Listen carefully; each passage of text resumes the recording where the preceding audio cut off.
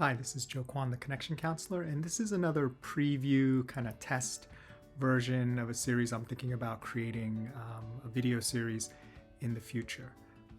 So not the final polished version, but we'll try to approximate what it looks like and get some input from you so I can come up with a better version when I finally do roll it out. So today, content-wise, I thought I would talk about something substantive.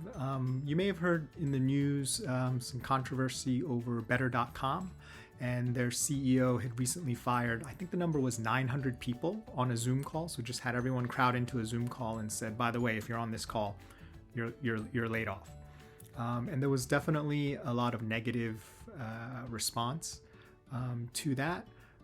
Certainly, a lack of empathy was one criticism that was leveled at the CEO. And since then, the CEO had backtracked a little bit and even gone so far as apologizing to the existing employees for, in his words, I believe he said, making them look bad or embarrassing them. So this leads me to a question in terms of executive presence and what I like to call the empathy paradox. Right? If you go to any training or see the list right now, you'll see a lot of information about how empathy is this leadership superpower and people work better, when they have an empathetic leader. And I bought the Kool-Aid. I agree with all of that from a principle perspective.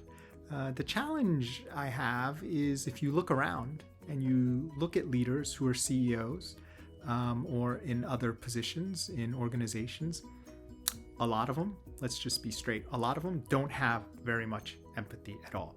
Yet they have succeeded and they are elevated to these positions of leadership, right? So that creates this paradox where, you're hearing in training how empathy is so great and it helps people work better and it's important, yet leaders with a profound lack of empathy are still given the highest positions, the biggest bonuses, and lauded as successful leaders. So part of that paradox to me comes down to, and it's kind of a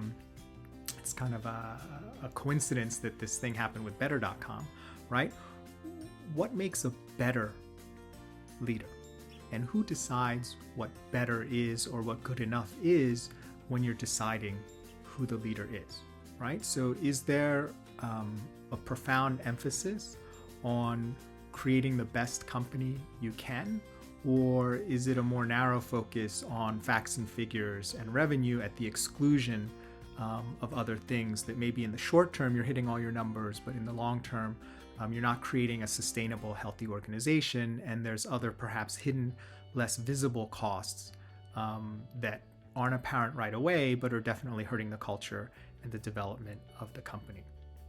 So I think really understanding in your organization or in any organization as you try to climb the ladder or consider applying for leadership positions, to really understand what is better, what makes a better leader in terms of the culture and the people who are making the decision as to who the leader is going to be. And the reason why I bring this up is it's very relevant to executive presence, right? Because executive presence is the ability to inspire confidence that you can lead well in a given situation. And one of the things I always try to communicate is that's a very subjective determination, right?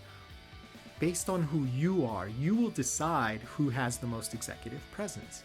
And that is based in large part upon your perception of what better is and what's needed for leadership. So if you're looking for someone who's very cut and dry and just fact-based and doesn't care about feelings and just wants to drive things forward as quickly as possible, let the chips fall where they may, then you will find that sort of person as having more executive presence. Whereas if you have a maybe polar opposite position, which is more you want a leader who gets things done while bringing in the opinions and including the diversity of other people and maybe taking even just a beat more time to understand and iterate and create something that may be more effective when you have the time, of course, and when it's reasonable, then you'll have a different sort of model in your mind of who is a person with executive presence and the type of person, if you get a vote, that you would want to select to be a leader in your organization.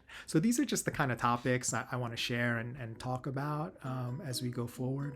And before I sign off, also wanted to ask you a question. I'm going to be posting these at least on LinkedIn, maybe in other places. There's two options. I can post them on LinkedIn as a link to YouTube, or I can post them to just play directly in the LinkedIn window.